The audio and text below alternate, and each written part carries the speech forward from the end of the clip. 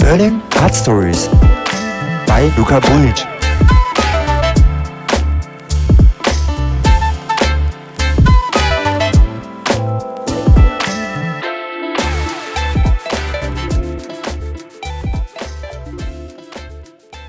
All right. Hello. Yeah. Cheers. Cheers. Man. Cheers. Nice to have you here, man. man. Yeah, nice to be here, man. Yeah, thanks. It's like a great spot, man. I don't think I've been to this part of Berlin yet, so. It's a nice place. It's I've heard there are some people are already like 15 years here. Oh, The wow. first residents, in Motorwerk is supporting artists for a long time. So Well, it's a big complex, so. yeah, it's Must quite be big. one Yeah, it big used to be a community here. factory of motors, something. I still didn't figure out what. But yeah, Something. yeah. It's cool. It's a It's a lot factory of artists now. No, yes, totally, totally. Yeah, man. First thing I had in my head, what I wanted to ask you, like you once told me, like that you've been doing. You come from States, yeah. So Indians, and so you went once to Indians ceremony where they gave you a name or something like a Oh, well, let me just first. I'll introduce myself. Oh, sorry. Yes, for I'm sure. Bernard Bolter. Yeah. Originally born and raised in San Francisco. Yes.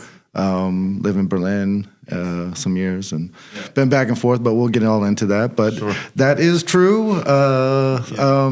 It was a part of the Native American church, but I have some friends that are really deep into the church and peyote ceremonies and sweat lodges and stuff. But you know, in the culture, there's typically some people find that people have a spirit animal, but a good friend of mine told me I had a frog energy, which it's cool. I didn't really know at first, but it kind of means you can be in different worlds because you're amphibious. You're a frog, so you can be on land and you can be in water. So yeah, because that's I'm asking because I noticed that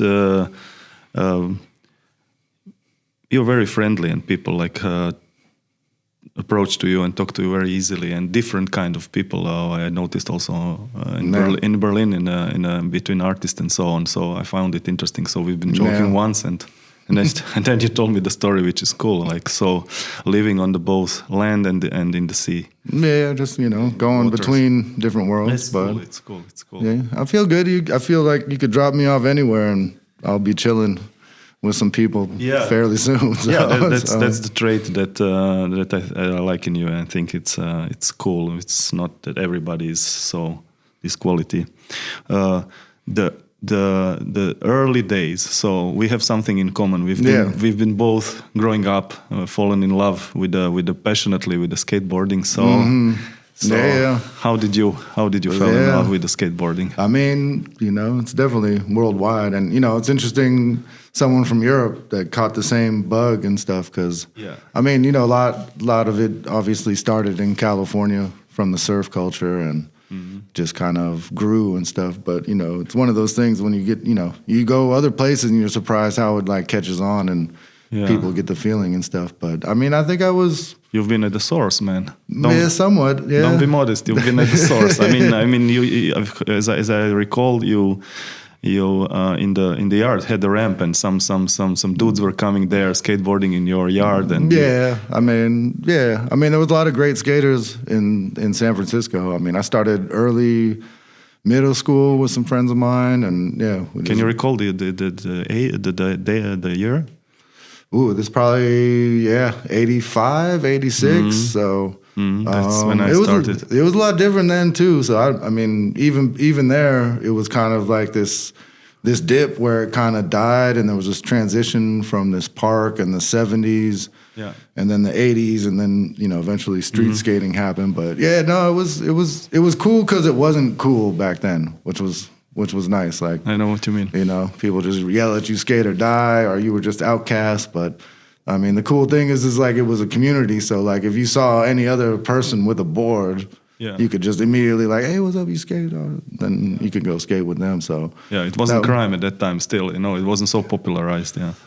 It wasn't quite a crime. People there, they weren't happy about it, but but now they have the bolts on the railways, the skate and stoppers and all that stuff. So Yeah. So that was quite cool. Yeah, I skated with a lot of cats that went on to do a lot of great things and street culture and stuff. There was a place, Embarcadero, which became kind of a plaza in San Francisco, and I skated there real young with the homie Chico, friend Tony too. There's just all sorts of cats, and then there wasn't quite. There was no skate parks. There was no ramps back then. I mean, there was some, but they were more DIY. But I used to build quarter pipes, so I had quarter pipes.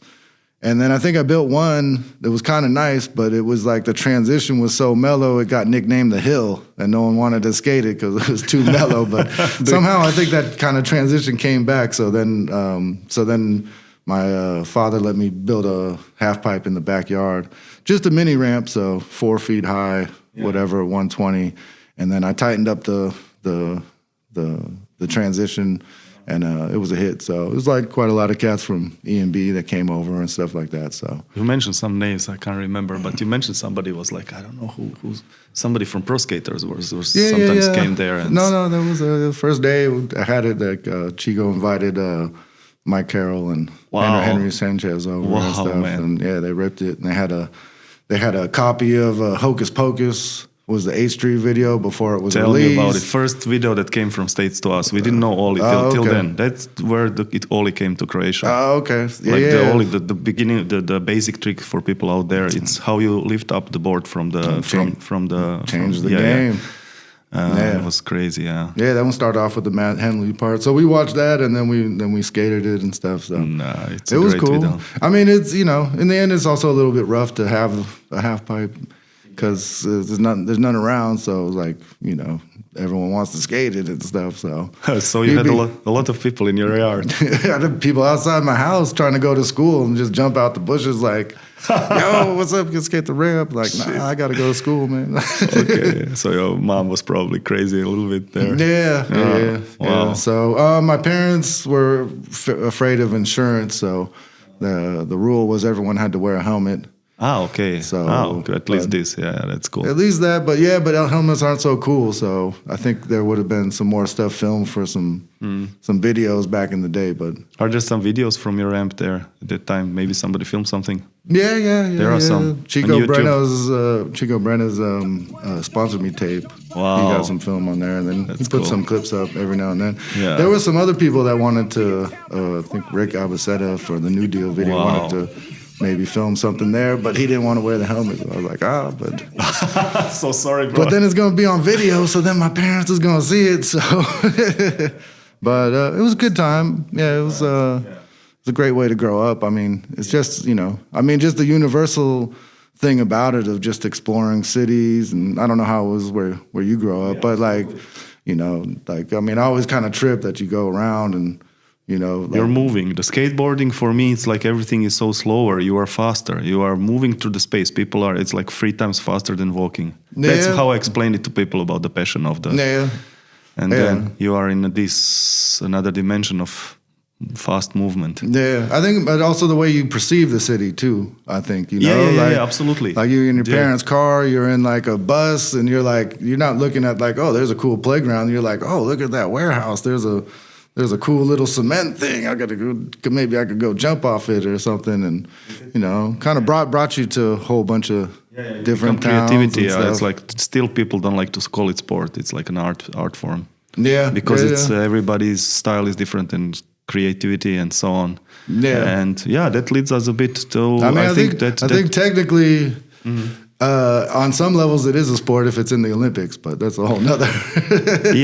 But it makes it funny because that's the whole thing. But it's still recent. It's like last few years. It's definitely recent. But it also is like doesn't quite fit too because it's. No, I don't see it as a sport, definitely, because for me it was a free form of expression, how you use the space around you, where you jump, what tricks you do. Everybody had their signature style, and if you've been copying somebody from the pros, you've been always kind of booed. No, you can't bite. You can't bite. It's called bite? You can't bite on people. Yeah.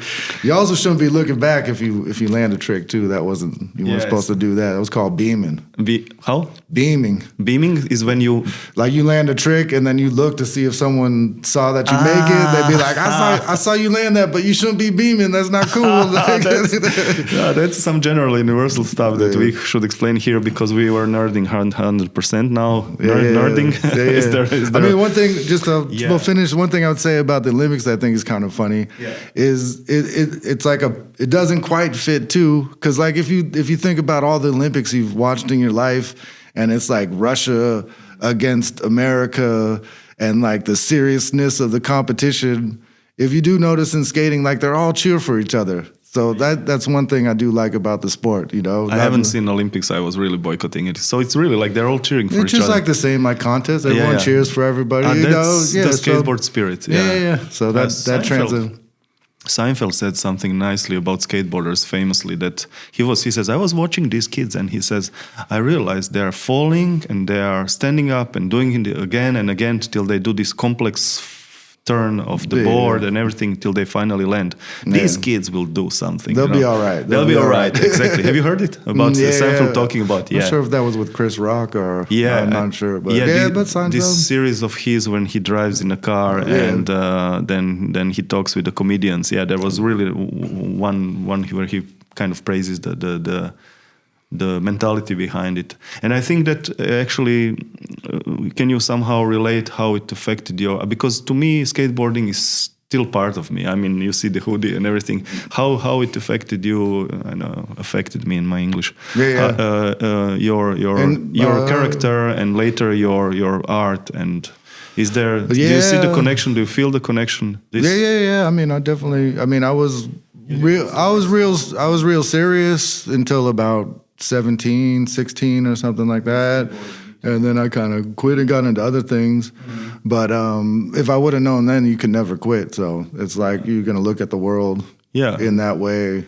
But you still look, I mean, you come to the market with the skateboard, man. Yeah. I've still seen, you're still boarding. I've seen some videos somewhere on your Instagram where you pipe, where you ride the pipe, 50 for 50. 50 for 50, man. Respect for this. I don't know. I wanted to do a backside disaster, but it was a little hot in there, and I was like, I don't want to bust my ass for my 50. So helmet. Fingers and all that and stuff. Crazy. I thought we'll talk about a few minutes about skateboarding, but man, that's a special episode. Yeah. So and then you grew up and tell us a little bit timeline. What lead us fast forward to the first I mean, basically, I mean, I think I was going through school. I got into basketball. Playing and tried to play I was on like the high school team and stuff like that, and then just kind of finished school and I don't know, I wasn't really like, I mean, I got by, but I wasn't quite into it and stuff, and so finished school and just didn't have a plan to go to college or anything, so went to a community college. But then just kind of started living then and doing my thing, and then I don't know, once I quit school, then I got into reading a lot of classics and books and I don't know. Just basically when I was out of school, I got into reading a whole bunch of stuff. And then eventually, I just was like, I'm going to do art in some kind of weird romantic kind of thing. So I got some oil paint and started painting on canvas with oil paint. Didn't know about gesso, didn't know about nothing, but just painting and drawing and doing my thing. And then that kind of led to like, I was like, oh, well, Europe, that's where all the art is or something like that. So would just save up and come out here and travel around. Yeah, so you came to Europe, actually. You got interested there. You haven't tried to enroll the academy there. You've been just getting interested into it and exploring in States, in San Francisco, yeah? Yeah, I mean, I did apply to some schools, and there was some maybe partial scholarships or something. But, in the States, you have a whole nother...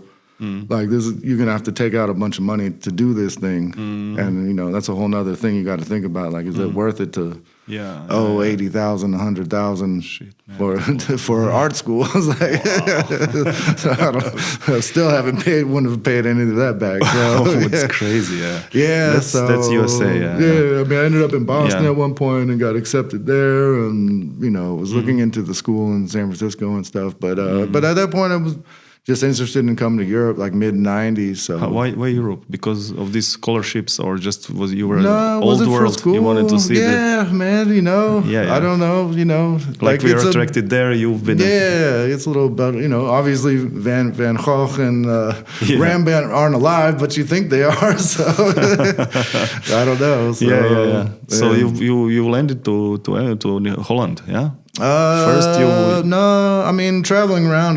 There You was did a a tour, huh? We had some friends. What year is it? This is 95, 96 or something like Okay. that. So had some friends, a guy, Eric, that we worked for in San Francisco. He kind of made Victorian house bird cages. Bird cages? Yeah, but he was selling them. He had a good business or whatever. So we were friends with his daughters. And then he got a chateau or he bought something in France. So there was a place we could go to France if we worked a little bit on the spot, we could stay there. So this was near like Montpellier or something like that. So, but back then, I just got that Euro line ticket or whatever, Euro Rail or something. It was something different for the you U.S. You can travel for, I don't know, 100 euro to something, yeah. Yeah, it was cheap, man. Plus, it wasn't digital back then, so you could just go whenever. Yeah. Because they didn't even care back then. Like, you could go the 1st, and then you could go the 10th also, because you just wrote the date in. And I don't know, it seemed like they saw American passport or the Euro. They didn't look like they wanted to even. Wow, so you've seen a lot of European countries then, I think, you know? I did what I could. I mean, we were like in France, and then went up to Holland. So I don't think I ever planned to stay there, but just kind of went up to Holland to visit people there, and then I don't know. We just You stuck there. You liked it. Why did you stay there in Holland?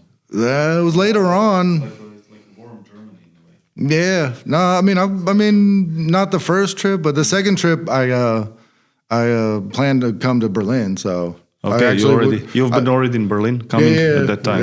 Yeah. You're moving so fast. So I'm trying to catch you. So you've been traveling. So this is like you've been forth and back for a while. So this is the first time was just kind of traveling around France.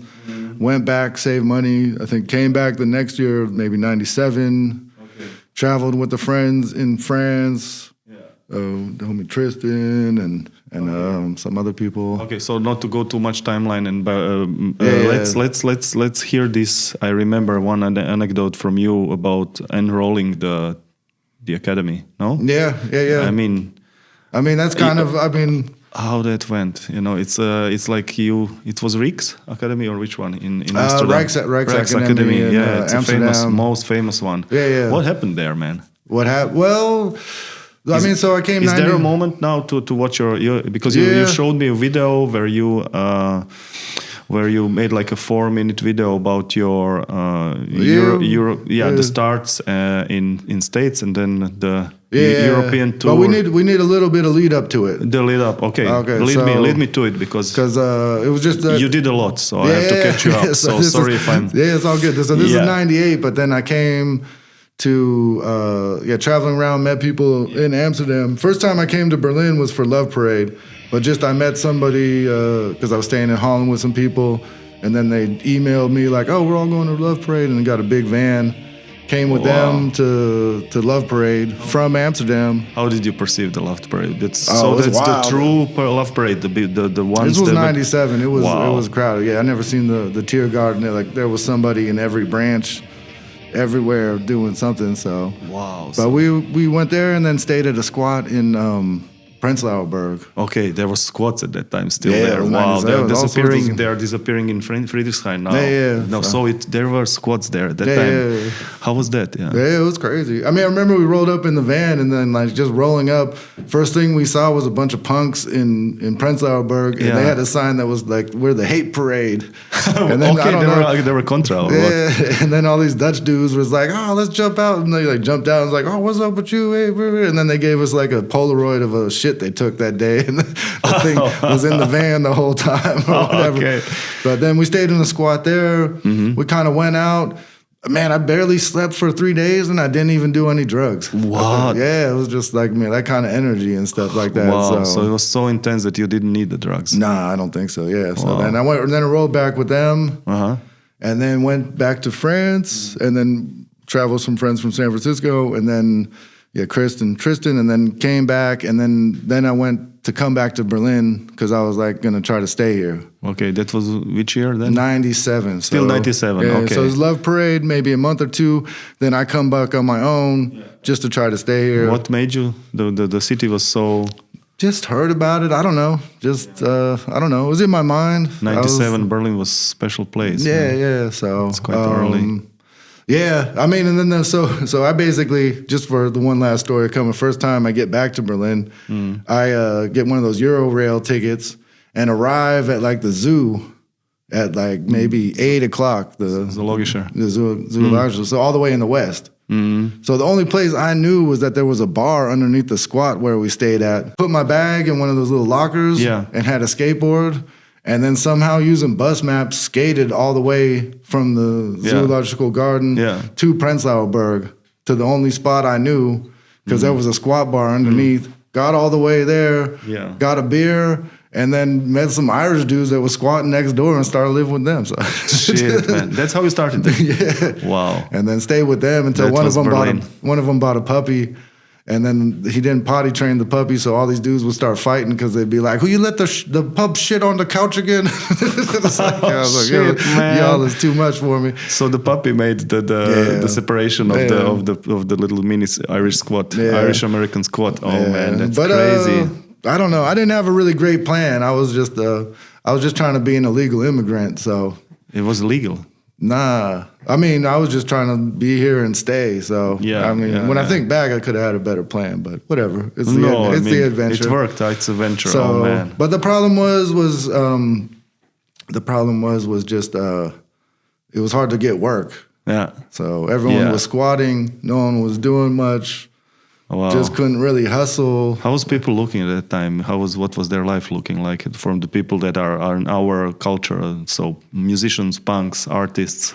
Yeah, it was very everybody punky. Punky. So everybody was kind of like on the streets, living on the streets. It was chilling, chilling totally. Yeah. There was no, I don't know, Zalando and. No, man, it was just all squats, and then every squat had like a bar with a bunch of dogs underneath, and they were just chilling. So, I mean, they told me like a year or two before I got there, they didn't even have the phones hooked up. Shit. So everyone was just living, and then you just go put a note on the homie's door, like, "Oh, I'm gonna be here later on." No cell phones. No, nothing either. So yeah, wow. Yeah, so it was cool. But anyway, it just kind of didn't work, and I couldn't really. I got like a dishwashing job for a minute, but then because of how it was set up and whatever, and then it was starting to get cold, and I'm from California. It's like everyone's in a squat and. Freezing, the winters. Yeah, I mean, and then like I've never seen a coal oven before. Anyway, so I was we talked a lot about in all these episodes a little bit about complaining and whining, but for you it must have been really like a little bit like a D vitamin deficiency hell. Yeah, I mean, I was down, but I was like, man, then like, you're like, yo, y'all gonna fix the window this winter? They're like, nah, man. I don't own this place, so why would I do that? Nobody wants to move their ass. Yeah, I'm like, I'm going to go back to California, save up some money, and come up with a better plan. But then I was like, Berlin was a little bit too raw, raw. Yeah, so then, but I kept always meeting cool people and coming through Amsterdam, and I was like a little bit like, okay, it's got the vibe. It's kind of halfway between San Francisco and Berlin. So true. Then it makes sense. So I kind of went there, and then I tried a summer there. And year 2000. This is 98. Sure. Okay, that's what I thought. Okay. And then yeah, I mean, it kind of worked out, but it didn't really work out. So I stayed like kind of the whole summer, and like some stuff was going, but it wasn't going. Still squats there and so on. Or you get the friends' houses and houses a bit easier. Stuff. Yeah, they were still squatting back then in Amsterdam. It was a little bit more raw than it is now. Yeah. But then that's where this video kicks in. So yeah, cool. Let me see. The last.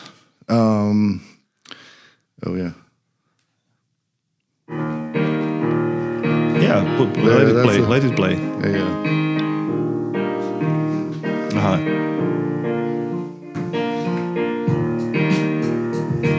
When did you do the video? 2015 or something. So. Okay, so it's retrograde. Yeah. Like, Bernard Bolton like to tell you how to ball. yeah. Yeah, so and then played the piano for that little intro there. You did. That's my own little Yeah, piano riff. you're or into whatever. music, I know. Also, rapping and things. Yeah, Yeah. Cool. So yeah. Since we can't talk and listen to the music, maybe you can lead us through the story. Yeah. I'll put the story. I'll put the video later. We'll talk over it, but then you can also watch it your own. It's just on YouTube or whatever. But so basically, after that, I was like, okay, I'm going back to San Francisco again to save up. But there was on a Thursdays you could go to the Rijksakademie and you could pre-apply for the application thing. Pre-apply. So they just had a Thursday thing, so you could show them stuff, and if they liked it, then they would send you an invite to The application. to the Real exam. Yeah, the real exam or whatever. So and I was on my way out. I was like, all right, this is my last.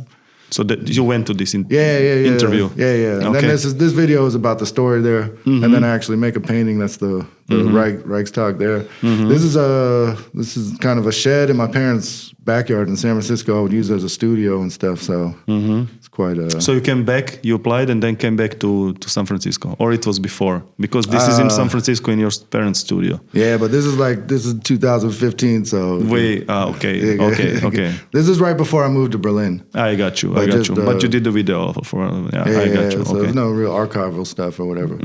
But So, if you watch. But the there is video, an anecdote actually, like which is the peak for me of interest of this story, like because you are such a nice, genuine guy doing really calm stuff in a way, But then there is this fire underneath. So what happened there? I mean, you went to the academy. And they pissed you off, or something like that. Something like that happened, or no, they didn't piss me off. I was just like that was a concept. I was just it was a bit of a concept, and it was also like I was out here. I tried to do some things out here, which is another story, but it didn't work out that time trying to move to Europe. Yeah. And I was like just at the end, and I'm on the way out, got the ticket. I'm like, all right, let me set it up for next year to come to the entrance examination. So I brought the artwork that I had, and like I tell in the story, if you want to recast it or whatever, it's then I made one specific piece. You can see it right here. So, and then this is the moment. So I was like, that's it. Okay. This is me recreating the moment I had, but I just kind of went in there. I showed them my artwork, and then I was just, it was a crazy ass. In front of the commission. There's only two artists there. But they decide if you go in. They decide if you go to the next to the real examination or something. So you brought the painting and one that I just made, and then I took a knife and I just ripped it up, and then I stomped on it, and then I looked at it, and I'm like, I'm ready to learn something new. That's cool, man. So I was like, yo. At that time, I mean, now it's not a big deal because people are pissing in their own mouth, whatever they're doing today. Yeah. But this, at that time, probably they were freaked out, or what did you do? No, they were like, all right. All right, yeah. Yeah. So, I mean, I didn't really know. Chopped it and stomped on your own work and said, I'm ready to learn something new. Yeah. So, I mean, when I was doing this video, it was kind of when I was back in school taking a little film class or whatever. So I didn't really know before all that, but they pointed out that there's a famous John Baldessari. Yeah, Baldessari. He also kind of destroyed. He destroyed all his works before. Yeah. So there's a video about it and stuff too. So doesn't matter, man. No, it doesn't matter. You did it genuinely on your own. Yeah. I didn't just it's funny how it's cool that it lines up like that and stuff like that. Fucking Baldessari. So you didn't enter in the end. In the Rijks. Rijks is hard. I mean, we talked Rijks. So it continues. So it's a bit funny. So I mean, also I think, I mean, this is how I remember it. But I was also applying for the San Francisco Art Institute at the time, and I tried once, and I didn't get in. But I was in the city, so I'd go there and talk to them and stuff. And like basically, I thought I went to community college. So then when I applied, it was like as a transfer student from an art school. Yeah. But then when I talked to the dude from the school, he was like, "Oh no, this means if you transfer from an art school, not just a regular school. So you should be applying for the scholarship as a non having any kind of there's two different scholarships for people that have art experience, and I should be applying for the one that he didn't. And maybe he said I was like a shoo-in, or I don't know. He said I had a good chance for getting this scholarship. But then I went back to San Francisco and saved up. So I mean, I'd also like when I go back to San Francisco, it was like, I mean, I've worked 4 jobs and stuff, like saving up to come back. So, like, dude, I think at that last time I was doing construction work, which I do a lot of. I was a butcher. I was stocking Trader Joe's at night, and something else. I can't remember. But so man, you collected the money and then I collected money, and then I was ready to come back. And then the funny thing is I got the letter from the Rietveld in Amsterdam, and I got the letter from the San Francisco Art Institute, and the scholarship application and the entrance examination for the Rietveld were on the same day. I remember you told me this. Yeah, so you're like, ooh, okay. Fuck, where to go? Where to go? So I don't know. I mean, in the spirit of stomping on my art and doing new stuff, I mean, I was kind of wanted to do crazy stuff, and I always kind of thought like, oh man, what if I'm trying to do some crazy art in San Francisco, and then you just see the homies like, what's up, B? What you doing over here? Just I'm doing art, man. You never know. So I don't know. I mean, it set off the path for me to come here and stuff like that. So, but anyway, packed my bags, had the money, went all the way to the Rietveld for this thing. Rietveld. And then at the time, there was like there was supposed to be a design and an art school. So the art, there was 2 teachers and a student with the art, and 2 teachers and a design student, and they both interviewed you separately. Mm-hmm. And then somehow I messed it up with the design people or whatever. So I don't know. I mean, I think it's like, you don't really, like in Europe, it's all about the entrance examination. Yeah. So either you know, and it's like this kind of dynamic, but in America, there's also the possibility to pay. Yeah. So there's never this kind of questioning that you would get here. Paper or no paper, you're an artist if you're doing it. No, I just mean like, you know, the entrance examinations are much more serious here. I got you. I'm also like asking you this question. What do you think? Is it really necessary if you're really talented and you learned a lot? I mean, of course, the school, if it's good, the academy can give you a lot. But in the end, you didn't apply for you didn't manage to... Where, for the San Francisco one? No, here, in the end. Oh, well... So anyway, yeah. So I was just saying that I wasn't used to getting questioned like that, because it's always a little bit lighter in the States. Because as if you happen to have $50,000 a year, they're gonna work with your stick figures. You know what I mean? That's a big difference, actually. Yeah, and here it's kind of like either it's a serious. We accept this amount and that because it's paid for. So I didn't understand that part, and it's a foreign language. So with the design, they started asking me the questions that I wasn't ready to handle. Yeah. And I did the exact thing that you shouldn't do, is spoke really fast English and used big words and tried to overpower them, and then that obviously didn't work. Uh-huh. Later on, I ended up renting the dude that was the student. I rented an apartment from the dude that was a student and was friends and played soccer with him later. And he said the art people love me. So it was just the design ones. So then I'm waiting in Amsterdam. Yeah. Just like I packed and I was gone. I was like, this is it. And then waiting at the homie's house, Robert. Going home? You mean you were like, packed? No, you were done. What do you mean? No, I was packed to go to Amsterdam. Okay. This was it. Okay. Everything was on going to the Rietveld, entrance examination. This is what I'm doing. I'm there. Got you. A couple weeks later, get the letter, you're not accepted. Yeah. I was like, damn. Shit, man. And then I was like, oh man, what do I do? I was like, man, if the circus just rolled up right now, I would jump on that elephant and keep going. You would say, let's do it. Yeah. So, but I'm like, oh man, what do I don't know. Like, I messed up. I didn't do this thing in San Francisco, and then I came here, and then this didn't happen. And then the homie's like, oh, there's an art school in Utrecht. I'm like, oh yeah, where's that? It's like 30 minutes down south. I was like, oh, right, for real? Okay. So then I go down there. And then go to the school, and I'm a little bit more humble or whatever, but find the dean, and I'm like, oh, I'm looking to go to school here. He's like, oh, great, we got entrance examinations next week. Come by. Okay. And I was like, oh, okay, cool. And then just to round it all off, but then I went down to the cafeteria just to have a coffee or whatever and see what the vibe is like. And I meet one student there, talk to him for a little bit, and I was like, oh, I'm thinking of going here, whatever. talked to him, and it was cool. And then I went back to Amsterdam, was there for a week. And then I get all my stuff together, and I'm taking the train from Amsterdam to Utrecht to go again. On the train is the one dude I was talking to in the cafeteria, and I was like, oh yeah, I didn't get into the Rietveld, but I'm bringing my stuff, and I'm like nervous and stuff. And he kept going like, oh, it's gonna be all right.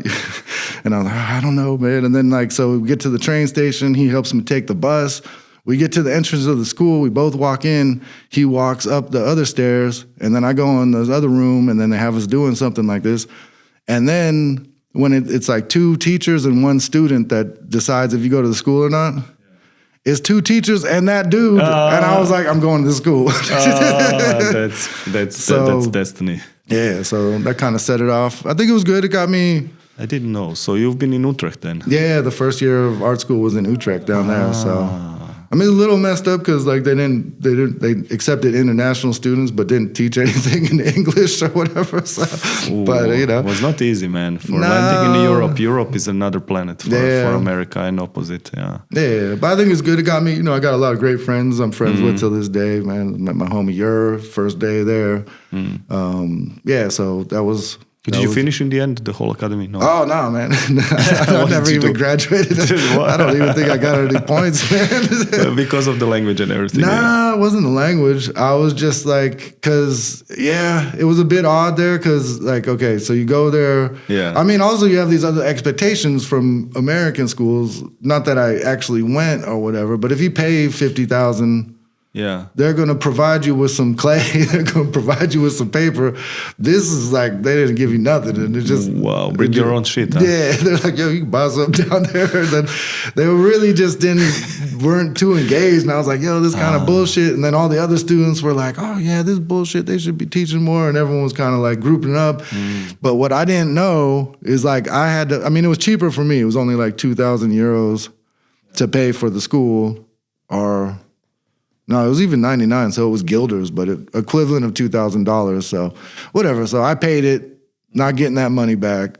So whatever. But then the Dutch system is you go to school, and if you don't pass, you're gonna have to pay this money back.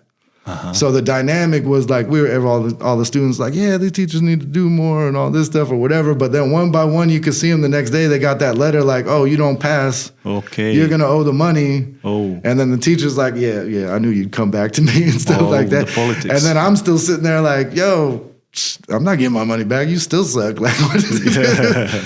I mean, I was young. I was a little bit younger and idealistic and stuff like that. So I don't know.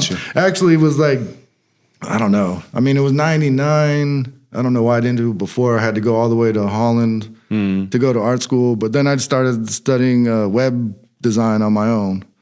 I mean, it was kind of the thing that was going on there. But I was just doing that. And then, the teachers were like, what are you ever going to do with that in your life or something?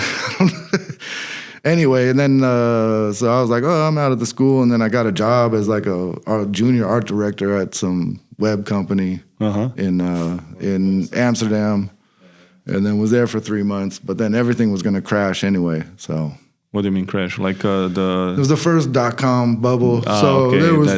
there was jobs and all this stuff, but it was about to crash anyway. So, but that's where we get to the next. Then you went. Then that's when I went to New York. Then you went back to New York. That's interesting decision. No, why did you went back to New York? You had enough of the European schooling system. Yeah, that's an interesting comparison. Just wrap it up. So you have there pay 50,000 or more, and then you get the shit. And here you get in a way cheap scholarships, but bites down in the Bosner. Yeah. Or whatever the student thing. Somehow the whole student store was independent. They were cool, but yeah. Anyways, it's still cool. Yeah. So you've been forth and back, man. It's hard to follow. Not easy. Okay. So New York. Yeah. New York, the Big Apple. So how was that? So how I got there is from Amsterdam. I could have maybe stayed on with this company. It didn't die then, but it probably would have anyway. But I don't know. I wasn't sure if I wanted to stick with it or whatever. So then I was in contact with the homies from San Francisco, and they were on a peace walk. the same homies that are into the Native American church or whatever. So they were on a peace walk. The frog people. And walked from San Francisco to New York with like 9 months. And they were like with a bunch of Native American chiefs, and then went to Leavenworth and fasted for Leonard Peltier to... Fast, no eating, yeah. Yeah, no eating while he was in prison and all this stuff. So somehow through email, I don't even know, especially, you know, the way we move around now, but back then, I don't know how we did it, but somehow I flew to D.C. and like they were on this peace walk and they somehow picked me up at the bus station or something. So then I'm on the how it's called, pilgrimage. Yeah, I hopped on the peace walk in D.C. How many kilometers, man? To New York or what? Well, yeah, we walked from D.C. to New York. I mean, nothing in comparison from walking from San Francisco. I know, so but you know, it took us like a month or something. How long they've been walking? Like a month? It took like 9 months and stuff. I mean, but they were doing a lot of outreach and you know, it's all kind of. What kind of church is that? What is it? I mean, this is a guy Yamato. Is a Japanese guy who kind of. He did other walks and he did the Global Peace Walk, this one, but he was also, it comes from, it comes from the Lakota tribe and they had the Trail of Tears. So when they were forced to leave their homes and go to the reservations, they had to walk and a lot of people died. And then this is like the Walk for Peace. So there's been many other walks like that. And then Yamato started this Global Peace Walk. And I think he walked from New York to San Francisco. And met him there, and then we walked from San Francisco, and the goal was to be at the UN for the 55th anniversary. So at the end, we went to the White House. We had a lot of Native American chiefs with us, and we're trying to... So you met a lot of Indians? Yeah. Chiefs you met even? Yeah, they were chiefs, yeah. How are Indians? Are they calm? Are they aggressive? Yeah, cool. They're cool? Yeah, super cool. Red, really reddish a bit. I'm asking now little children questions, but it's also interesting. Not more red than me, man. But no, you're at the good lightning. Now you look like an Englishman.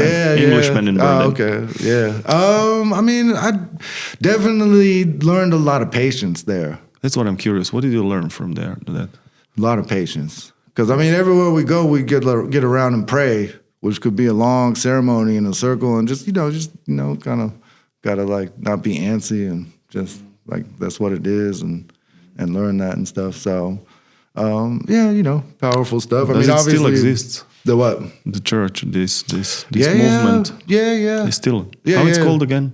Well, just the Native American Church. We would call it. I don't. But you didn't inherit it from the parents. You just really found it on your own. Yeah, I mean, obviously through Yamato, I think, and then the friends, and then religion comes usually from parents or something like when you're small, but you find yourself there. I mean, and they called you the frog man. Yeah, through that, with friends, and that's what they. That's interesting. So they can give to everybody in the ceremony a name.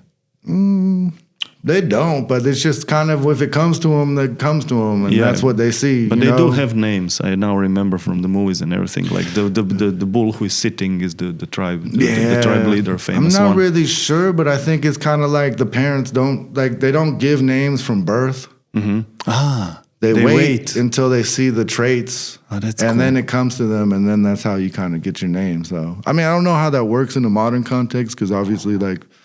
In the Western world, they got to write something down, but I think there was more the idea of like we don't know your name until we can see what your personality is. So, but I mean, the same way people get nicknames too. Like you never really look like a Steve. You're, everyone calls them whatever. So that's. But I like this. It makes sense. That's what I was comparing with academy. The academies that have more money in Belgium, I've seen they have accept most of the applications that are like really not disaster, and then they have after 1 year when they get to know them, like the name, then you get in or out. So you can even learn through the time. I mean, the one at Utrecht was more like when I went there was for the first year, and then you're supposed to do everything. You don't really pick a discipline. Yeah, but that's a system. No, yes, I know what you mean. We have similar, but this is like you get out after 1 year if they select them. It's a little bit I don't know. I like it more than if you get just very little part of the 10 people only, you know, like super already skilled that you can roll. Like in Croatia, there is one. Oh, okay. Yeah, and then there I liked it because it was a shock for me. I was talking about it. It's crazy. Yeah, like after 1 year, like, I don't know, 80 people, then they choose 10. Oh, wow. Wow. But they get to know them. That's like with the names. They get to know your spirit, your name, your skills, your qualities, if you're really persistent and blah, blah, blah. Yeah. There's something to it, though. You really got to, there is something to it. Yeah. So anyway, on the Peace Walk, got there, walked to New York. How many people entered there? A lot of people? Or in the end? When you entered in New York. It was like we had about, we were like 30 or so. Okay, 40. so not a big bunch. It was crazy because we didn't have no money whatsoever. So we just had a paper and we would just go like to pizza spots and be like, I forget what we called it, but like we'd just be like, yeah, we're walking from San Francisco to New York. Yo, we need some donations. Like, crazy. But like you talk to one place, two place, the third place, then you would get food for everyone. Like, oh, here you go. How many shoes y'all go through? Crazy. And then so basically we had that many, but 5 years. Yeah, so basically walked into New York with $40 in my pocket and stayed there for 5 years. So basically through the Peace Walk, we got to know a guy, Jim, that had he had a spot in Brooklyn we could stay. And then he had a little business delivering these health magazines, so we could stay there. And then I would drive around New York in this van and deliver health magazines and stuff. So kind of got my foot in the door there. Was there for a while. Yeah. And then it was just there for like 5 years. So how did you perceive New York? I mean, it's intense. It's very intense. I was surprised. It was like kind of, I like it a lot, but I was questioning if I could make it there on a longer term. It's good if you're young, you know. I mean, I did what I did. I mean, it's like, I don't know. I wouldn't do the same. I wouldn't do it the same way. Yeah, for sure. But it's intensity. Yeah. Yeah. So I mean, it brings a lot out of you. You know, you got to learn how to like be on time and hustle when there's a lot of people there. So. Yeah. So I made my way. I mean, I could just work various jobs, waitering, construction, did printing with some guy, and then I mean, connected to the work now. I think that's when I started working with photography and paint. So. With some friends in the neighborhood I ended up working with, we started like a kind of our own traveling art group. So it was like 5 of us. Traveling art group. We just got together as 5 artists and then, you know, made some shows in New York, went to Baltimore, went to Austin, went to Holland back there, and then another show in New York. We called ourselves Art Collision. Yeah, just kind of DIY, doing that stuff. So that's where you started with the works that we have on the table, slowly, first once. Yeah, I mean, I worked for a dude, this guy Steve, that had a big printer, and I was doing jobs helping him print big stuff, and he could print on canvas. So then I was messing around with Photoshop and pictures that I took from New York. So we'll show it in the stream, the Art Collision series, and then just kind of these Photoshopped ones that I would print on canvas and then paint it on them. So there was four kind of images, and I did them twice. And then I think that's kind of where it started with. This is what was the seed, the beginning of the aesthetics that you have. Somehow, working with photography and paint together. It was a little bit rough on that one canvas because you couldn't use water, but because I don't know, I had some film. I probably could have. I should look into stuff more, but I probably could have sealed it. But like, you had to just paint without water and stuff. So we did that. It grew to about 20 or so people. Yeah, and then we became like not a full nonprofit, but we did get a bit of a nonprofit status. I don't know. In the end, it kind of split up because it was a little bit like, I don't know. I mean, this happens with a lot of art groups. Like, I'm still kind of more on the like, we go find the spot and try to sell our stuff and just do it our own and hustle. And, you know, other people want to be a nonprofit and somehow get funded. And, you know, there can always be the kind of this dynamic that doesn't work. So, well, I don't know if it works either way, but it's like, you know, some people want to do it this way and some people want to do it that way. And then just kind of didn't quite work. So yeah, I mean, it's always dependent on what, the art that people do or the way they want to go about it. I mean, this is in America too, so I mean, obviously out here there's more funding and stuff, but I mean, I'm just saying that's just kind of we did 3 tours, and the last one was 2000. We're up to like 2006 or so, and then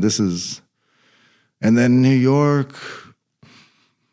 Yeah, I don't know. I wasn't sure. I think I knew I wanted to come back to Europe. Yeah. So I went back to San Francisco and kind of restabilized. Forth and back from Europe to States to Europe, and then in the end, Europe kind of. Yeah. But you still go in winters. You go back to San Francisco when I'm lucky. When you're lucky, yeah, which is nice. Escape. I spent a couple full winters out here. So you've tasted it. Yeah, Oh, yeah. Californian, the Indian in Berlin. Yeah, it's not for the faint of heart. Not for the faint of heart. True. I don't know if it makes sense to ask you if you can shortly compare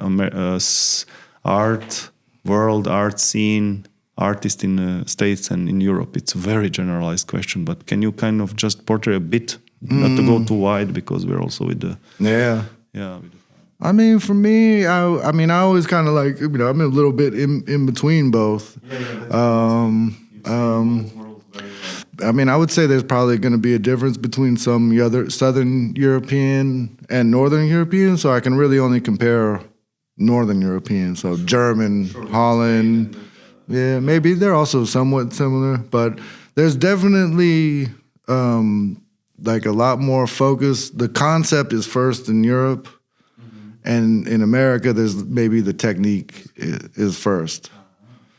In a general sense, I mean, obviously, there's very, leading conceptual artists and stuff like that. But I mean, I always kind of broke it down to there's also just kind of on the base level, what we just talked about with the art collision, there's you sell your own stuff or you get funding for your own stuff. That's a good point. Yeah, and you get a lot more funding here, so that the technique is, if you're gonna sell it, you gotta sell and have a quality thing. Yeah. And then, because I got frustrated coming to Europe with a lot of shows that people did here because they never really promoted or it was not all the time, but sometimes people just throw shows, take the pictures, send it to get the funding, they just make it seem like something happened instead of actually we hit the streets in America. It's like, yo, we got the art show today. I'd be on the corner like, yo, you like art? Come over. Hustling. Yeah. I think we still both fall in the second category. Yeah. Yeah, that's interesting, man. You made it something clear now in a way. Yeah. I had some guests here who are following just on Monday in another category. I don't say it's worse or it's less authentic, because no, it's different. It's just different. Yeah, exactly. It's very interesting. To also bring it back too, like I said, when you asked why did I come to Europe, and I'm looking at kind of like the modern masters that are all European based and stuff like that, and then I get into these art schools in Holland, and they're like, oh, about Bruce Nauman, and there's this whole. I mean, that's also another thing. In Europe, Northern Europe, art is a little bit more part of the general culture. So America has the high art, which is conceptual and leading a lot of stuff or whatever, but it's just not known by everybody. It would be very more specified there. Yeah. Maybe exclusive. That's a good. Okay, that's the answer to the bit. Okay, thanks, man. This is interesting. Yeah. Interesting. I think it was. So then I was like, what's up with Monet? They're like, what's up with Bruce Nauman and Heather? You're like, I didn't. Oh, they're the ones. That's times change. Yeah. I remember one teacher was asking me how we're supposed to pronounce Bruce Nauman. Yeah. And I never heard of him, so I was like, it must be Newman. Newman, yeah. No. So how it is Neumann. Yeah, I learned now it's Nauman. I don't know. He put me on the spot. I didn't know what. I was like, I don't know. Never heard of this dude. Okay, forth and back. It's time. Finally, you stopped. You call Berlin home now. Well, Yeah. yeah. Well, I mean, I did go back to Amsterdam after the New York, San Francisco. Yes, 7. And then 7 years still. Yeah. Then I still went to Amsterdam for 7 years. Wow, So I okay. moved back there. First Amsterdam and then Berlin. Yeah. And then I got accepted to the Rietveld. Okay. Yeah, because So you've been accepted at 2 art. yeah, schools. and I actually got into the second year somehow. So Oh, you managed this time to the second year. even though I completely failed the I don't think I got any. I got a half point at Why wasn't that finished? The- Bernard. the Utrecht. No, yes, no. The I was saying Utrecht. I only got like out of 42 the other points. one. I got The Utrecht I figured out. It's the language barrier, the bounty between the students, a bit the rebellions. But what about? So you entered also in the other academy. Then I went to the Rietveld. Yeah. Rietveld, it's a big academy. So 2007, 2008. only still second year. Yeah, I was in the second year. Yeah. Do you think it does that bothers you that you didn't finish academy, or because I see not at all. I don't see any problems here. I mean, with you at the works mean, or you as a personality, because we talked a lot about this. Even in Utrecht, I was already like 25 when I went there, and then going to the Rietveld in the second year, I was like. How old been you? You've been much more mature. I was like 30 something. So it's not even about being mature, but it's like I chose to do this, and school is just going to help me or not. Like, I don't know, because there's a big thing. Like, if you notice, like you go to the art school, everyone I saw is like they come in with their own little thing that they like, and then they break. There's this whole psychological thing with these conceptual art schools, and they break you down and build you up as a Rietveld artist or something like that, I mean, and I'm like, I'm a little bit like, I don't think you should. I think they kind of push that little initial thing that people have away too much. What do you mean? In short, in simplified? Like you come in and you like to draw something, you have your thing, your little passion. Like you came to art because you like this and you're doing this. And then you come to the school and they're like, oh no, you shouldn't be drawing realistically. You got to look at these artists and you got to find yourself in the timeline of art history and what, you got whatever all this is. And they want to, so it's better. I don't know if better or not, but like when you're young, they break you down and build you up as a Rietveld artist or whatever school, maybe a UDK artist. And I was already in my 30s, so it's like I already been doing it, and I was gonna do it my way, no matter what. I mean, they call me a cowboy anyway. That's a good moment to do a little mini pause. We back on? We're back on. Back on. Alrighty. Yeah. So we've been talking about cowboys. Yeah, they called you a cowboy. Yeah. I don't perceive you as a cowboy. I see you as a skateboarder and a frogman. I didn't really understand it myself. I was like, I'm from the city, man, but whatever. Yeah. I mean, you've been living in cities all your life, so you're like also like me, like living in big cities. But I think to finish, it was just more about like being in the like I knew what I was gonna do, so that's why the school didn't quite work out. That's clear. Yeah. I got you. So you've been already like, because they mold. They mold the students. Yeah. I mean, although when I look back, I could have just kept failing year after year, and I would have been an easier way to get my visa. But but I don't know. I started to take it serious at one point. So so there was like I was back there and lived in Amsterdam for a while. Yeah. Then went back to San Francisco again, and this time was about like 4 years. And then I knew I wanted to come back to Berlin and make a move here. 34, 35 years old. Yeah, something like that. Similar as me. When did you come? Which year to Berlin? Do you remember? Well, that's the thing. I was back in San Francisco, but I would come here for 3 months at a time just to meet people and get things set up. So 2018 is when I moved for a visa, I moved in and stuff. So we've been sitting next to the river once, like I don't know, it was Corona, and then you told me interesting thing that your works, somebody told you, or you felt like they are, help me with the word if you remember this conversation, like they were like too colorful at that time, or something too? Yeah.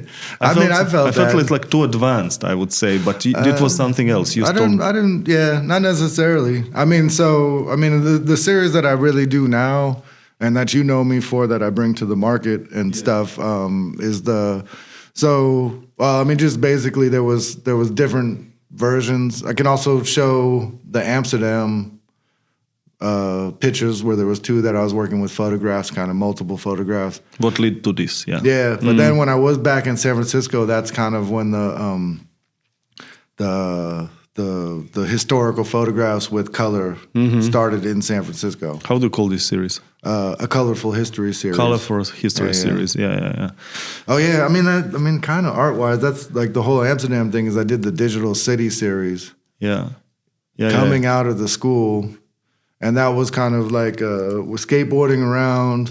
I'll show a couple pictures of that too. So that was skateboarding around, and I would take panoramas and then I would combine them together to make one portrait of a city. But it kind of looks like one photograph. So. Did it start at the same time as this? No. I would kind of go back and forth to all digital and to painting and stuff. But I really went for this one. So I did 27 cities and traveled around quite a bit, so to get it done, it ended up being it's hard to print big photos. Yeah, because you just run into the problem, like it's a huge cost to make them big and nice. And then it's also like if you don't have a good deal with a gallery or something, so some that I would talk to, they would just want to pay 50, they would want to split 50-50 on the end price. Why? Well, they're like, that's what we do. You bring the art, we sell it, we split 50-50. But it's like if I have high production costs, it's like if I can sell these for $2,000, $3,000, and then my production costs are $800, we split. Or you have to raise the price, and then that's not good. Something. I got you. So 50-50. Yeah, that's just normal. So I figure, if you had, I don't know, you could figure it could be a better deal or split 50-50 after that. But anyway, it wasn't working out, so I did all that, and then How is this series called? The Digital City series. The Digital City series. Yeah. The colorful. A colorful history. Colorful history series. And digital. Yeah, I know them both. I remember. So one is actually kind of connected to your skateboarding spirit in a way, because you did them while you skateboarded, and they have these weird perspectives, and you kind of merge different perspectives in one photography. Later did them, and they are quite interesting. And you have also one conceptual. So this is your main that I know. Let's keep them to that, otherwise I'm get lost. Forth, back, left, right. You also have this interesting series, which are the Mega City series. Mega Cities. Yeah. That's kind of comes from the Digital City series. You brought some of them. I did. No? Yeah. It's a big role. It's going to be a lot of. Now, come on, do it. Let's do it. Move your beer. Yeah, Mega Cities. So, your most popular ones are colorful ones, but most conceptual ones, I would say, these are crazy. These are. I've been at your exhibition. I just saw some. The anniversary came up on Inga's guy. It's like, the whole wall was like huge. Yeah, we pasted these. We printed this one nice, and so this one is still at the studio. Tell us, Bernard. Now I shut up and you talk. You talk a bit. Lead us through it. There is no more questions needed here. I would maybe look at the other one first. We'll also I think we'll also put it on the screen quickly or whatever. This is kind of the base of it, but this is so this is basically Germany, but this one takes the 9 biggest cities, the satellite images of Germany, and puts it together as one mega city. The first I experimented with it is a kind of funny. It kind of comes from the Digital City series. So when I made a book of the Digital City series, for the cover design, I put together satellite images of like different cities that I did. So that was the first time I kind of played around with that. But then later on, it kind of crystallized that it should do it as just one country each. That could be also interesting idea of like unity, and also they're done very precisely, like surgically. I don't see the cuts. I mean, it's which cities are here? What we are watching? Hamburg. I think I see. Hamburg's up here. Isn't this Tiergarten? That's half Tiergarten and half Englischer Garden. Okay. So, and Spree. then this is Spree is getting narrower. This is 1 part Main Okay. and 2 part Rhine. Okay. So, What people say? What's the feedback? What's your thoughts after you're doing quite along this stuff? What do you think about it now? What do you think? What made you do this? Continue doing it.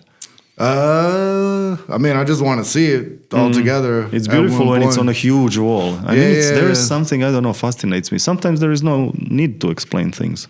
Yeah, I mean, you know, the meaning behind it kind of reveals itself, you know, that I've been playing with ideas. But I mean, for me, it's also like I definitely see now that it's kind of like, you know, this is like this level of satellite is the last point where you can see a distinction of culture and places.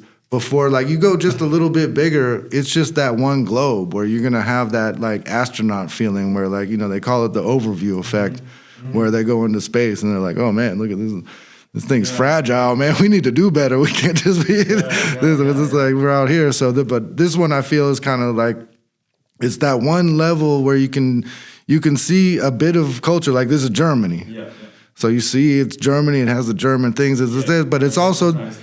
But it's also just the similarities, like, oh man, we just all live, like, we just have streets and we have, like, you know, rivers and parks and, you know, and, you know, and then put these all together. Yeah, it's a half of the Tier Park. Yeah. And then would be. And so I mean, I have. I've seen people standing in one of your the exhibition, a huge one on the wall, and they were like, "Oh man, this is this and this is that." That's also interesting for me too. Like they were kind of finding their homes. Not literally homes, but like it's a. I mean, there's something that, like, you know, if you've ever lived in a city, you can connect to it a bit. And I mean, I do like when I've been doing a lot of the painting, but when I can get this shown bigger, for art shows that I've seen, there's a lot of interaction where people are like, oh, look at this where I live, you know, like they have that touch and stuff. And, you know, I mean, I like that it's subtle, you know. I mean, over time I've come to understand this overview kind of theory or whatever, but the overview, like the overview is like when you leave the earth. You are talking about the sweet spot that you chose now. Yeah, but they call it the overview effect. The astronauts, it's a specific thing when they leave the Earth. It's called the overview effect. What is it? Like that you go far away and start seeing the globe slowly. If you see the globe, all of a sudden, like, oh, what do we have? Why are we have these wars and all this? Like, you're seeing just this globe in the overview effect. Yeah. But I mean, I believe it's like nothing. It's not really something. You know, if you hear about it, it's cool, but it's not something like this. It's just an effect that I would hope that you would see it. You know, it's not something that has to be explained. Then you look at it like that. But you know, I just could see that it. But you just explained. Yeah. Oh yeah. And then this is the one I did. Yeah. And then this is the one you saw at the exhibition at Circular Gallery. With Jürgen, the skateboard museum, half man, half museum. And but then this one. So I mean, another thing with the mega cities here too is just also it's. I mean, I don't really ever want it to be seen as a like, whoa, we're overcrowded. No, I didn't get this idea. I didn't get this. There's something poetic and calm and silent maybe from this. But for me, it comes from like my love of cities and skateboarding and concrete and just like, you know, that was something we talked about earlier in the podcast of just how like you grew up looking at the city as a playground more, you know, that kind of touch to it. So when I first did it, then this one is for skateboarding. So this is like famous skate spots and skate parks in the U.S. So I think there's 81 in total. So 81. It's also a little bit closer because. But this looks like an airport, no? That's a big famous ditch in Los Angeles. The 605 ditch. Yeah. That's the famous. Yeah. So now the skateboarders again will start nerding. Just 5 minutes of nerding. Apologize to everybody. Yeah, I mean, there's a lot of Okay. San Francisco here. Here's Embarcadero, where I talked about skating when I was famous young. Embarcadero, yeah. And then this is like the Venice skate park. But, Yeah, I mean, famous. definitely looking at maps too, and seeing skate parks. If you really look, you just have all these houses, and it's like the most unique architecture from above that you can see. It's really more. I wouldn't guess what is this. Yeah, If you I mean, ask that's me a what whole is park, it, but then you have the Venice bowl is there. That's the ball. Yeah. Wow, you can see it. Yeah, nice. Yeah. I mean, no, not a skate park. What's this? This is weird. That's a skate park there. That's a skate park. Yeah. Here's the mega ramp from Dreamland from Bob Burnquist and stuff. This is. And then these are and then kind of on the fringes are that's Woodward Here? East, Woodward West. We can see just all the kind of skate architecture here. I mean, the bigger ones are 1.5 by 2 meters, so you can makes see sense. more detail. But so then this kind of, I think it helped put the other series into context by this being a part because of it. you're like actually now if we are talking about these, I'll just pull them out. The colorful series that are the most sold. Let's call them like this. Here, should we put these? It's cool. Yeah, you can. Then you can just see it. Yeah, it's a little sure. too It's much easier. visual. You're right. Yes, it's more clean. It's also so you're a spotter. You're like there we are coming now. You are actually a spotter, a street, urban.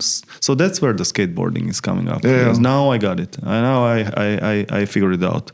So this is actually like a skateboarder stops somewhere plus history. Mm-hmm. Because you're also now here a lot of involving a lot of history. I heard you talk to the customers, to people that a lot of history in those.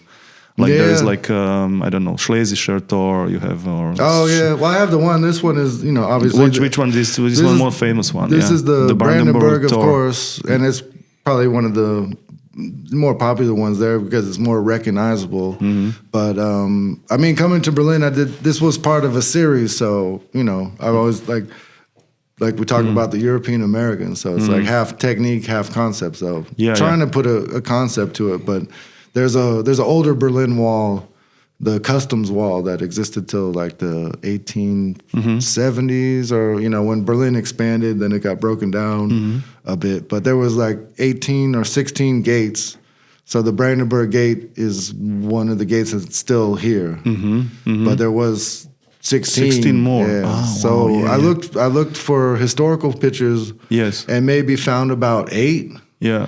But then I couldn't really find pictures for 8 of the other gates. Yeah. So at that point, I kind of made it a half history, and then I wanted to also break out of the history part. Yeah. So I did half history, and then I just took pictures of my own of the spots where the gates should be. Yeah. That's kind of like the counterbalance. Oh, okay, you have some of those. We will have to. It's a pity you didn't bring them, so I'll be a little bit lost with the editing. But you will guide me. You will have to maybe even come over to put it up. We'll put it up. Yeah, it looks like emotional. I'll just say it looks like you stopped with the board and you memorized the spot. You kind of put it in time there, and there is this peaceful element into it. Like I recall now in the conversation of these. Meditations and prayers with the Indians and so on, and growing up with this culture of Indians, this is now making sense because there is a peace, extreme peace in those. I don't know if for you, I don't know. I don't want it to sound too cheesy, but they really are. I'm sure if we ask from 100 people, many people. I don't know if your customers mention this. Nah, I mean Not a little bit, a little bit, but I find a but lot of peace in them are, because of the surfaces are so there is no clouds. There is no clouds. There is something like the time stopped in a way. Yeah. In a time, so you time and space traveler states there, past and front. So you're jumping a lot. Yeah, I mean it's like a simple idea, but that's through the execution is what makes something happen, right? You know, I always look also not just the visual language, which I am quite familiar with, but I also look into this emotional element that maybe sometimes people, artists, like they'll come here and they're like, hey, later they write me, thank you for understanding my art more. Yeah. So the peace element, this peaceful element, I've been for a long time, I've been watching your works. I never had the opportunity to ask you. Even those, when there is cars and some people, they're all very peaceful. Okay. Well, that's just my observation. Before we get these, because that's a contradiction now of the piece. Yeah. Well, no, not exactly. Yeah. But we still didn't follow up with the whole anecdote on the river. I didn't think I finished that. Why it's color? Why? Yes. Tell me. So Tell me. So coming from the series started in San Francisco for whatever, I don't know. I mean, also I think there's a little bit of like coming back and forth, and like especially a city like San Francisco changes so much, and everyone's like, it's not like that or whatever, and that got me into looking into the historical photographs, and then it just kind of clicked. But San Francisco is San Francisco, and the palette was super colorful. But then coming to Berlin back in 16, 17. I mean, also my memory from 97. I mean, that was all industrial.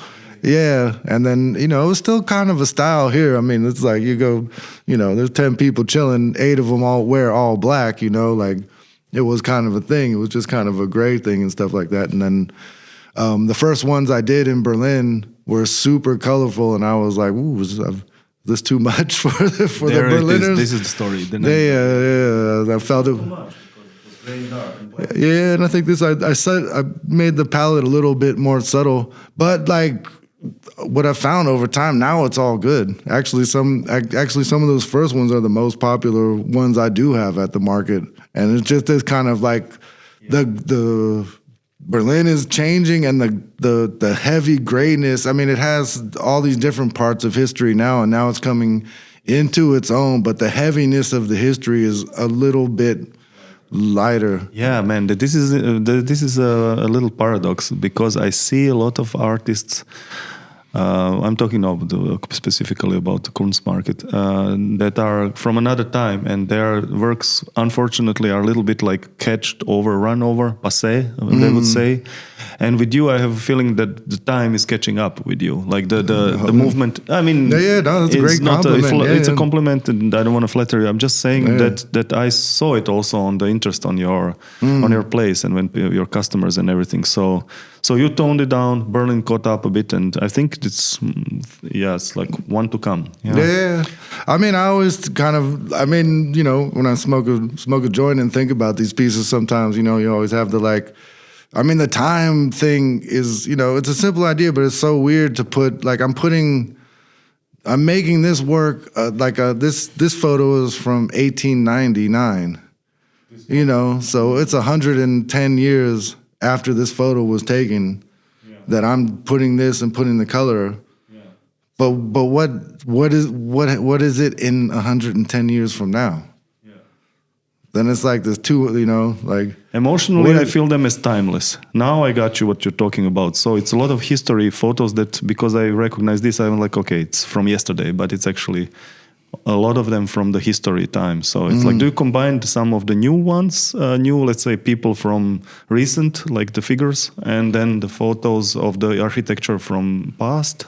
Well, that's why this one I brought, it's not the greatest picture because it's printed on the wrong side, but it's a little dull. But yeah. But this is kind of combined. I started doing experiments where there was pictures that I did, and then in one I had like a modern picture and a new picture, and then this kind of longer series is a historical photograph and a photograph that I took. Yeah, that's what I thought. Okay, not to forget technically. A lot of people also, I hear them when you're next to me, they're asking about the technique. What are the technique in short? Like technically, you mastered it. You paint partly you do transfers. Can you explain a bit?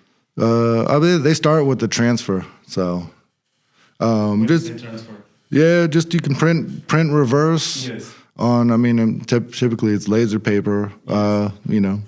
Didn't learn this in art school. University of YouTube was the one that hooked it up. But yeah, and then it's a gel medium. I really never know, but it's just medium. Like I know, it kind milky. of mixes with acrylic paint or whatever, and then you glue it, kind of. You print reverse, glue it, and then once it dries, you can but you get it wet, and then you let it. Yeah, but you got to like let it on the edge right before it dries. That's a bit of skill. Yeah. So that's the hard part. Yeah, and then basically on the canvas, it's not as the surface has got more texture, so it's a little bit harder. In New York, when I did pictures like this, I didn't do historical ones, but I did do kind of pictures that I was taking. Yeah, not the photo collage ones, but then like even after Art Collision, I did do a series of those were the first ones of photographs with painting, but they were photos that I took. But I was using T-shirt transfers. So, I remember those also. Yeah, that's hard. Yeah, but I would get the canvas, and then you'd be with the iron, and then like iron it on there. I mean, it worked. The only thing is like the technique I have now, it blends a lot better. It's just with the iron, it's like you never would not see the photo. You'd see the paper. Like it's just two different textures. So this one is kind of more the ink transfer, so it like blends it a lot more. So. Yeah. But you do it very, very nicely, and some of them are fully complex. And you have also the series of there is a lot. That's like that's the third series. We talked about the fourth. Yeah, it's a little bit of war series. Yeah, my least favorite ones, to be honest. But tell me about it. Tell me about it, just shortly. So on the base of these calm ones, I see a lot of airplanes and Second World War, and maybe that's a little bit of psychology insights that we can tap into. Yeah. I mean, also just wanted to see what it's like. I mean, this is one photograph. That's two photographs, but it was like, what could I do something with a lot of photographs, or what would that be? I mean, these were actually kind of studies for bigger works, but I don't know. They definitely are busy, but war is busy itself. I mean, the main concept for me with these is just kind of, I just wanted to, like, well, I mean, it's a heavy topic, obviously. I remember 2 years ago you started, so you are still into it. Tell me. I'm curious. Yeah, well, I mean, it's like just kind of the concept of like the way we see history is through the medium of the time, which I mean also could be something related to how I'm just looking at all this history and like reading up on the invention of photography. When was it black and white? When did you get color? So just this World War I, these are all black and white photographs, and the palette is kind of really light. And World War II is all color photographs. So kind of like we see history through the medium that we had there, and the more colorful, the more real it is to us somehow. I mean, you also kind of notice subtle differences too while you're doing it too, because like no one was aware here, but everywhere in World War II, people look at the camera. It's a very interesting thing. Like they knew they're in World War II, so they saw photos of World War I. So they knew when that photographer was there, they were going to be those World War I photos. But World War I, it's just a new technology. It's a mess. You didn't know, so you don't. Now they're filming like live, almost in Ukraine and so on. Exactly. I got you what you mean. The technology changes the perspective on everything, even on the war. Yeah, I mean, I will expand the series to two more. Probably for next spring for the thing. So because this is two, but it'll be four, and then the one before this will be just black and white, but it will be etchings from the Napoleonic Wars, and then afterwards will be the Vietnam War with just video stills. What about the new wars? The proxy wars. Haven't figured that out yet. One. Yeah, but I like it now. I understand because of all your calmness that there is there. You need this duality of maybe doing also something that is upsetting or I don't know, disturbing. Yeah, in a Yeah. way. I'm I just mean, maybe saying it's like a- how I feel it. Like there is this piece that I would like to have, Yeah, but yeah. then there is, I don't know, really like opposite, a 180. Yeah, I mean, it's also crazy times. Maybe it's a way Yeah. for me to Yeah, it's to deal interesting. with Yeah, it. yeah, yeah. You know, I mean, I mean, for me, in the end, it would, if anything, it would be a like, you know, look at these things and like let's not make that fifth one. You know, what is this? You know, there's. I mean, it's ridiculous. We look back at it and stuff. So, I don't know. I mean, for me, it works as a subject matter for me. I mean, I could also see that. I know it's like a bit. It's not for everybody, and it's a bit touchy and stuff. So, I mean, it could also be done with these mediums and just the city. So, I would also maybe do a series of Berlin where it's just like etchings, black and white photographs from a certain time, color photographs from a certain time, and video. And that would probably convey that point more than being integrated with the war theme or whatever. Sure. But anyway, it's just Are you preparing something new coming on in an exhibition that now when we are talking about wrapping up the art part, is something in a plan for next year maybe? Would you like to make a solo project, or you have something ready in mind? well, that's so First, you're going to States, yeah. Going to the States. to be the what's the bird? Yeah, the bird that goes to the warm. I don't know, all of them. Yeah, all the ones all that the smart all ones. the ones that can fly. All the pigeons are staying in. The chickens or whatever. They can't figure it out. But Yeah, man, we already ran over the 1.5 hour. okay. What I wanted to ask you also is like, so skateboarding, painting. You just showed me your latest project that you did in music. So you are yeah. sometimes freestyle rapping. I saw it first time with some rapper on YouTube, on TV or somewhere where they yeah. invited you. No, what was the Oh. name? It's kind of a bigger name, and then invited you there. It was Did I quite- show you that one? Yeah, you did. You did. That What's was his Sammy name? Deluxe. Yeah, Sammy he Deluxe. was hosting. Yeah, and you killed it. I You was doing nailed the it. freestyle salesmanship. I was still trying to sell that art. Yeah, man, it was good. It was Yeah. good. But this is even better now. SoundCloud. I've heard it on SoundCloud. What's the name of the project you did with the musicians and? Yeah, friends of mine would do. It's called At Some Point. At Some and Point. It's just kind of you're just working it out. A Great. friend has a MPC 1000. He starts with a beat. Yeah, The other homie got a guitar. yeah. They get the rhythm going. We work it out, and then I just kind of freestyle Wow. a bunch of times. And then what's on SoundCloud is like we figured out what pick the best Yeah. takes or whatever. I would like, man, I would freeze if you ask me now to try to freestyle something. But for you, it was all, Yeah. I heard it. It's like you are doing it. So Yeah. I don't know if we are.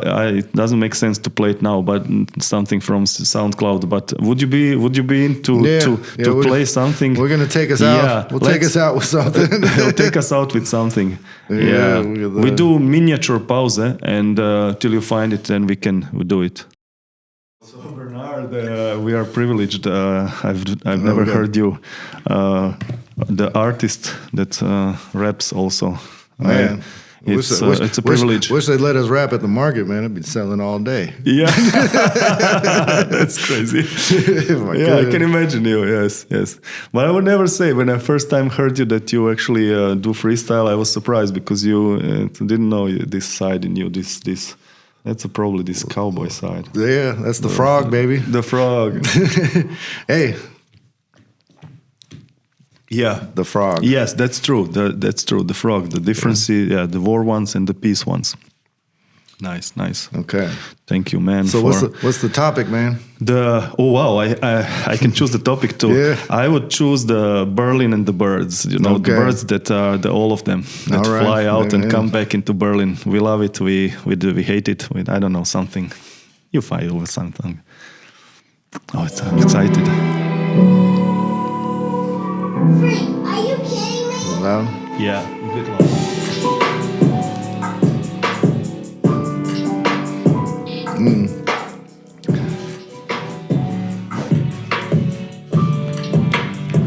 Yeah. So let us go about the birds of Berlin, how they flying, how we dying, how we trying. Man, nobody lying if they tell you shit is hard when it get real tough. If you got two wings, man, put them up. Get some air under them, get your ass out the way so you can do the stuff. I'm gonna be back in the bay, but I'll come back in March and be at the stand, cause we holding down this shit for as long as we can. We don't wanna be no old birds out the market, but we doing what we do it cause we do it so we spark it. If we can get a little grip and we can get it from there, we can build it up in the air so everyone don't care. Man, I don't put my hands in the air if they tell me I'm a cowboy riding motherfucker, don't help me nothing. We gonna take it out, and that's what we did. This is the Berlin Artist Podcast. Berlin Art Stories. Thank you, man. I love this one. Thanks. Right on, man. Thanks, brother. Thank you man. so much. That was great. Thanks. All right.